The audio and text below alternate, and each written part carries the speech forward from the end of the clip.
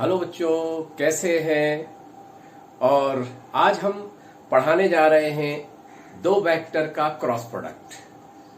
क्योंकि दो वेक्टर का क्रॉस प्रोडक्ट बहुत ज्यादा यूज होता है फिजिक्स में, इसलिए इसका बड़ा इंपॉर्टेंट होता है फिजिक्स में।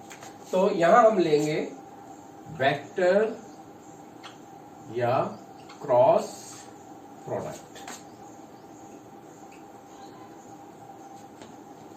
वेक्टर या क्रॉस प्रोडक्ट, जैसे वैसे भी कहा जाता है कि एक वेक्टर में दूसरे वेक्टर का इंटू नहीं होता, गुणा नहीं होता बच्चों, या तो डॉट प्रोडक्ट होता है या क्रॉस प्रोडक्ट होता है। जैसे हम कहें, देखिए पहली चीज इंपॉर्टेंट है बच्चों कि जैसे कहते हैं A vector cross B vector equal C vector, यानी पहला वेक्टर क्रॉस दूसरा वेक्टर इक्वल थर्ड वेक्टर। बच्चों पहली चीज ये है कि ये ए बी सी तीनों वेक्टर अलग अलग नेचर के हो सकते हैं। जरूरी नहीं है कि ए फोर्स है तो बी भी फोर्स होगा और सी भी फोर्स होगा। जैसे कि एडिशन ऑफ वेक्टर और सब्ट्रैक्शन ऑफ वेक्टर में क्या होता है, vector A plus vector B equal C vector, या vector A minus B vector equal C vector. All three vector A B C एक ही नेचर के होना चाहिए, यानी तीनों वेक्टर का यूनिट डायमेंशनल फार्मूला सेम होना चाहिए। लेकिन बच्चों क्रॉस प्रोडक्ट में ऐसी कोई भी चीज नहीं है। A vector B vector C vector different nature के हो सकते हैं, ये जरूरी नहीं है। फिर इसके बाद एक ये क्वेश्चन उठता है कि जो सी वेक्टर होता है वो ए के भी परपेंडिकुलर होता है, और सी जो वेक्टर होता है बच्चों वो बी के भी परपेंडिकुलर होता है। यहां तक हम कहते हैं कि जिस प्लेन में ए वेक्टर और बी वेक्टर होते हैं उस पूरे प्लेन के ही परपेंडिकुलर होता है। तो हम यहां ये कह सकते हैं C vector also perpendicular to A plus B, क्योंकि आपको मालूम है कि वेक्टर ए और बी वेक्टर जिस प्लेन में होते हैं उसी प्लेन में उनका रिजल्टेंट वेक्टर होता है। रिजल्टेंट का मतलब है वेक्टर सम। जैसे A vector B vector X Y plane में है बच्चों, तो उनका रिजल्टेंट यानी vector A plus vector B भी उसी एक्स वाई प्लेन में होगा।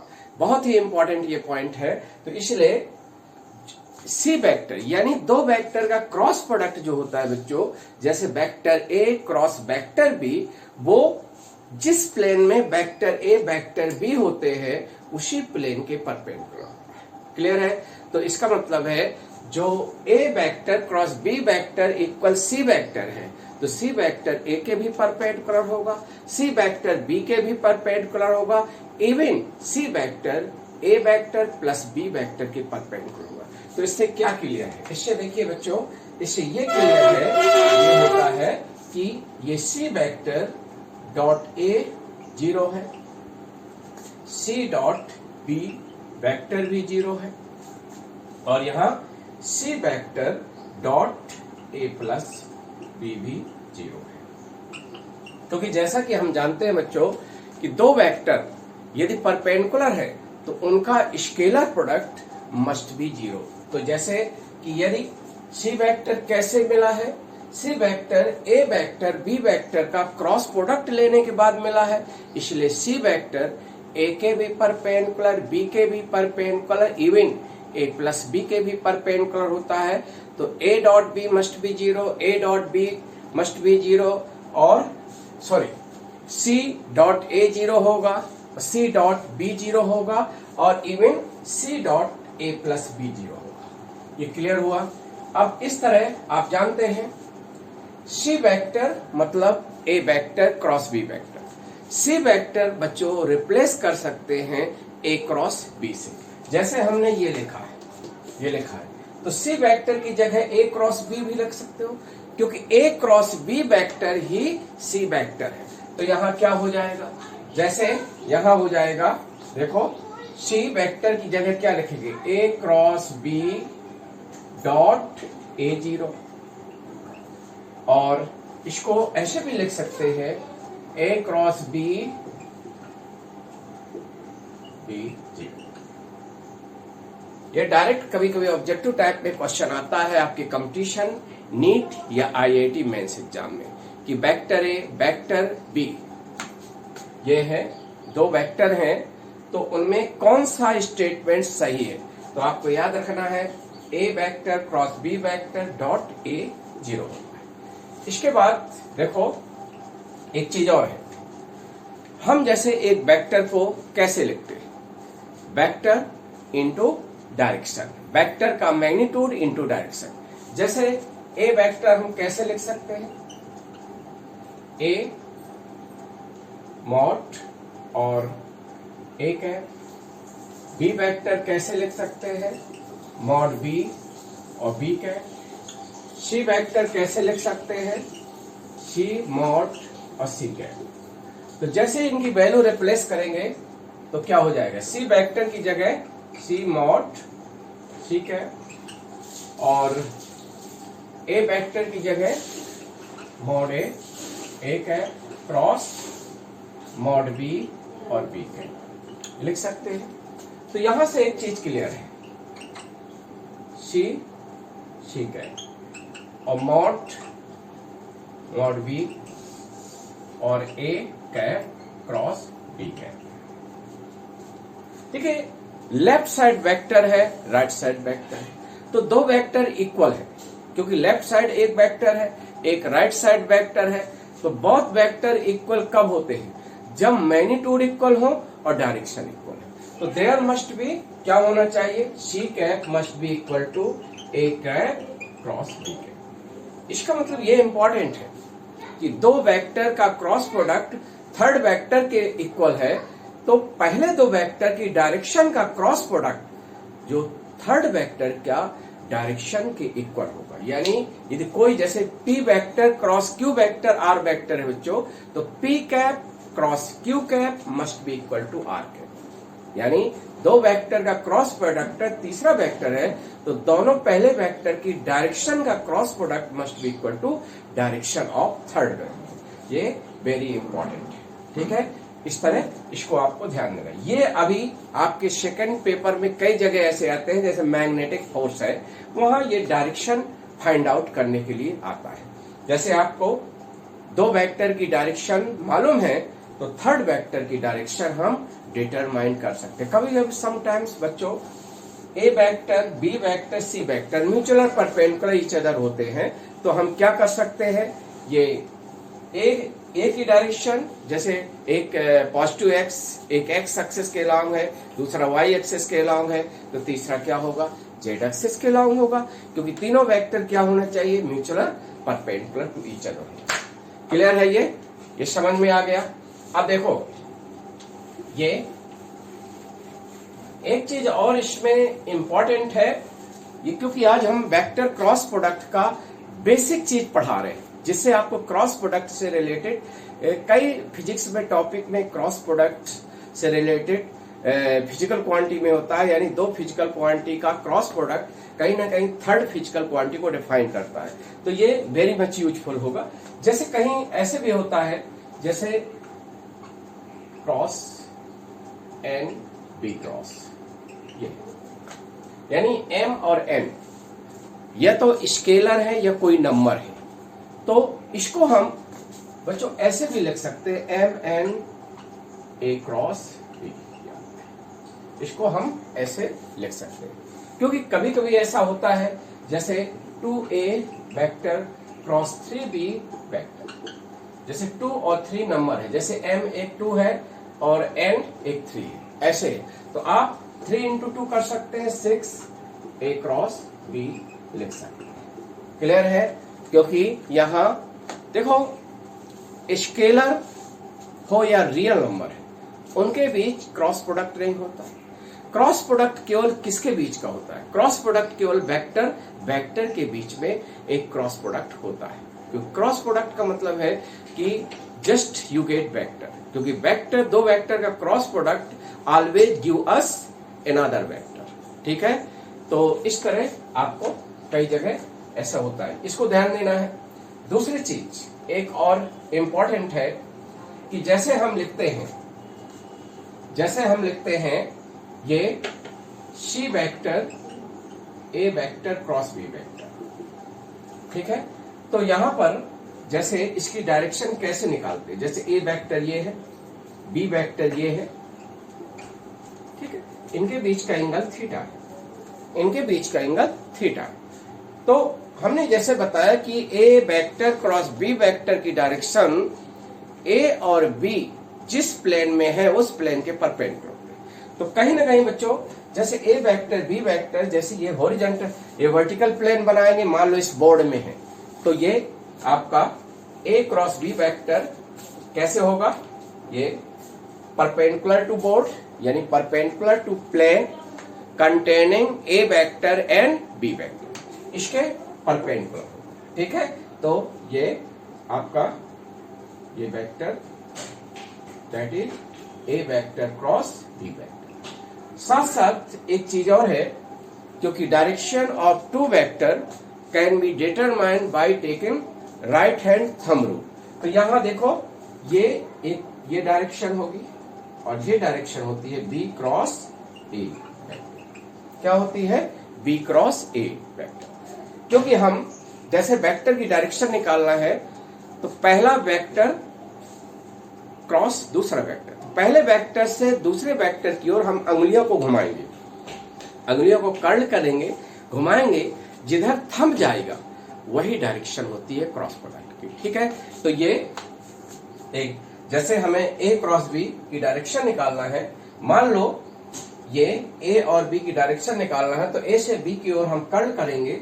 जैसे हमारे वेक्टर ऐसे हैं कि मान लो ए और बी हॉरिजॉन्टल प्लेन में है, हॉरिजॉन्टल प्लेन में ऐसे है, तो हम ए से बी की ओर कर्ल करेंगे, ए से बी की ओर राइट हैंड थंब रूल को ए से बी की ओर कर्ल करेंगे तो थंब हमारा क्या होगा? अपवर्ड होगा। तो ये डायरेक्शन ही होगा। और बी क्रॉस ए की डायरेक्शन हमें फाइंड आउट करना है, तो बी देखिए जैसे ये ए वेक्टर है, बी वेक्टर, हमें डायरेक्शन निकालना है ए क्रॉस बी के, और ये दोनों वेक्टर किस प्लेन में है? ये हॉरिजॉन्टल प्लेन में है। तो हमें ये राइट हैंड थंब रूल का मतलब अंगुलियों को पहले वेक्टर से दूसरे वेक्टर की ओर कर्ल करो, घुमाओ, तो थंब अपवर्ड है। तो ए क्रॉस बी की डायरेक्शन क्या है? अपवर्ड है। जैसे हमें बी क्रॉस ए की डायरेक्शन निकालना है तो हम अंगुलियों को बी से ए की ओर करेंगे, कर्ल करेंगे, घुमाएंगे, तो ये अंगूठा की तरफ जाएगा डाउनवर्ड, तो ये आपका बी क्रॉस ए की डायरेक्शन, ये एन कैप और ये माइनस एन कैप, ठीक है। ये क्लियर हो गया। अब देखो इसमें ये इंपॉर्टेंट अब ये है कि कैसे हम ए क्रॉस बी की वैल्यू निकालेंगे। ए क्रॉस बी की वैल्यू कैसे निकालेंगे? जैसे कि आप जानते हैं वेक्टर किसके इक्वल है? वेक्टर इक्वल होता है मैग्नीट्यूड इनटू डायरेक्शन। तो जैसे हमें लिखना है A vector cross B vector, तो हमारा क्या हो जाएगा? इसका मैग्नीट्यूड और इसकी डायरेक्शन। क्योंकि बच्चों वेक्टर ऑलवेज इक्वल होता है इट्स मैग्नीट्यूड इनटू डायरेक्शन। यानी ए क्रॉस बी एक वेक्टर है, इसका मैग्नीट्यूड कैसे लिखते हैं? पूरे जो वेक्टर है उसके दो लाइनों के अंदर बंद कर देते हैं, उसको पढ़ाता है मॉड ए क्रॉस बी, और डायरेक्शन क्या है? N cap. जैसे हम बी क्रॉस ए की डायरेक्शन के साथ लिखना है, sorry B cross A vector लिखना है, तो क्या हो जाएगा? बी क्रॉस ए का मॉड और इसकी डायरेक्शन क्या है? माइनस, ठीक है। यहां देखा जाता है कि ए क्रॉस बी का मॉड इक्वल होता है बी क्रॉस ए का मॉड। ए क्रॉस बी का मॉड इक्वल है बी क्रॉस, और ये किसके इक्वल होता है? मॉड ए मॉड बी और साइन थीटा। यानी दो क्रॉस प्रोडक्ट है, दो वेक्टर का क्रॉस प्रोडक्ट का मॉड किसके बराबर होता है? दो वेक्टर का क्रॉस प्रोडक्ट का मॉड होता है पहले वेक्टर का मैग्नीट्यूड इंटू दूसरे वेक्टर का मैग्नीट्यूड इंटू साइन थीटा। जैसे ए डॉट बी, क्योंकि ये तो एक मॉड है, स्केलर है, तो ए डॉट बी किसके बराबर होता है? पहले वेक्टर का मैग्नीट्यूड इंटू दूसरे वेक्टर का मैग्नीट्यूड इंटू कॉस थीटा। वहां कॉस होता है बच्चों, यहां साइन होता है। इस तरह ये दोनों बराबर है। लेकिन here A cross B is not equal to B cross A cross B is not equal to B cross A, यानी cross product does not obey commutative law, ये कम्यूटेटिव लॉ का फॉलो नहीं करता। इसका मतलब है A cross B cross A बराबर क्यों नहीं है, दोनों का मैग्नीट्यूड बराबर है लेकिन दोनों की डायरेक्शन सेम नहीं है, इसलिए दोनों वेक्टर बराबर नहीं है। देखिए यहां पर हम कहें कि ए क्रॉस बी इक्वल है माइनस बी क्रॉस ए, इसका मतलब बच्चों ये है कि A cross B is opposite vector या negative vector of B cross A vector, यानी यदि कभी by chance A cross B की डायरेक्शन अपवर्ड आती है तो B cross A will be downward, यानी ए क्रॉस बी और B cross A always equal in magnitude होता है बट अपोजिट इन डायरेक्शन होते हैं। ऐसे दो वेक्टर जिनका मैग्नीट्यूड बराबर है और दोनों विपरीत दिशा में है, अपोजिट डायरेक्शन में है, ऐसे वेक्टर नेगेटिव वेक्टर कहलाते हैं बच्चों, अपोजिट वेक्टर कहलाते हैं। इसका मतलब ए क्रॉस बी और बी क्रॉस ए के बीच का एंगल 180 डिग्री होता है, पाई रेडियन होता है। तो हियर आपका ए क्रॉस बी को यदि हमें A cross B replace by B cross minus B cross A, यानी ए क्रॉस बी की जगह हम माइनस बी क्रॉस ए लग सकते हैं और बी क्रॉस ए की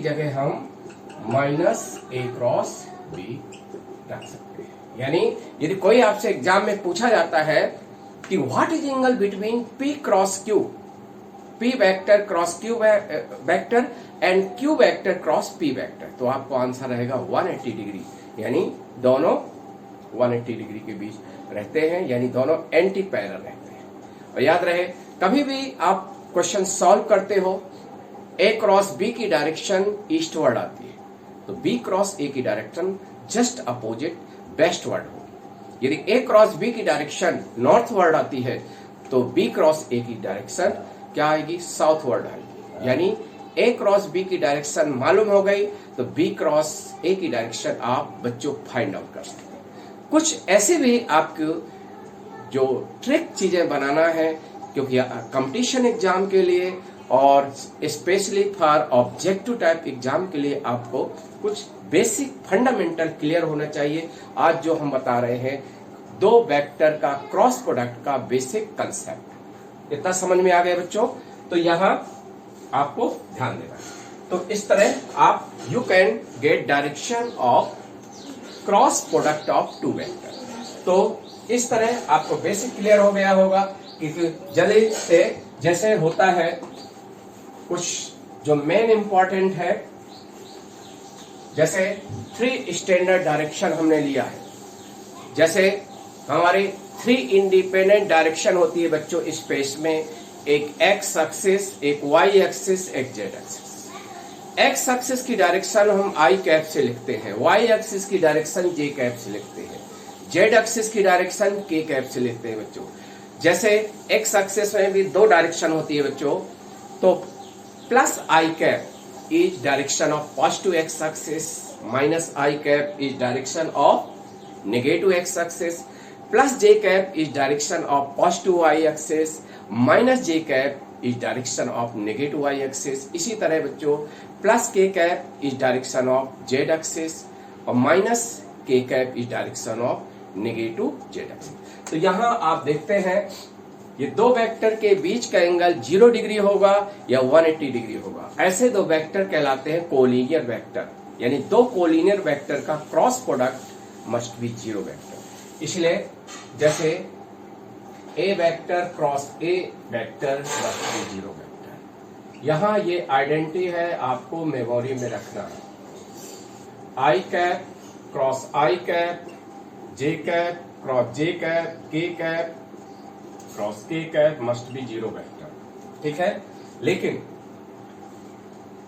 दो वेक्टर परपेंडिकुलर हैं यानी 90 डिग्री है तो उनका क्रॉस प्रोडक्ट मैक्सिमम होता है, मैक्सिमम होता है। जैसे for A vector perpendicular to B vector, यानी दोनों वेक्टर के बीच का एंगल 90 है, तो ए क्रॉस बी की जो वैल्यू होगी वो मॉड ए मॉड बी और एन कैप। बच्चों एन कैप जो होगा वो ए बी जिस प्लेन में है उस प्लेन के परपेंडिकुलर, यदि ए वेक्टर एक्स एक्सिस की ओर है, बी वेक्टर वाई एक्सिस की ओर है, तो ये कंडीशन बनेगी थीटा 90 है।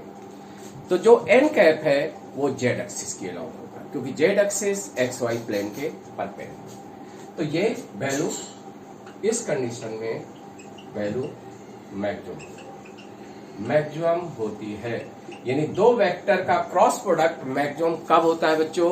जब दोनों vector mutual perpendicular to each other होते हैं। इसी तरह ये आपको नोट कर लेना है, जैसे I cap cross J cap that is K cap, J cap cross K cap that is I cap, और K cap cross I cap that is Z cap. Because cross product does not obey commutative law. यदि किसी reverse order हम reverse कर देंगे बच्चों, तो वो negative vector बन जाता है। जैसे इसी तरह से हम J cap cross I cap that will be minus K cap, और K cap cross J cap that will be equal to minus I cap, और I cap cross K cap that will be equal to minus. ठीक है बच्चों, ये बड़ा important हमने आज discuss किया। क्रॉस प्रोडक्ट का बेसिक कंसेप्ट हमने आज दिया। इसी तरह हम बेसिक कंसेप्ट आपको बताते रहेंगे बीच बीच, और आपको ये बहुत ध्यान से पढ़ना है और समझना है, क्योंकि बिना बेसिक कंसेप्ट के फिजिक्स का कंसेप्ट क्लियर नहीं होता। तो पहले हम कुछ टॉपिक के जो बहुत डीपली फिजिक्स में इन्वॉल्व है, जिस टॉपिक का कुछ मैथमेटिकल पार्ट होता है, जैसे वेक्टर एनालिसिस का, उसको हम बताते रहेंगे। ठीक है, इस तरह आप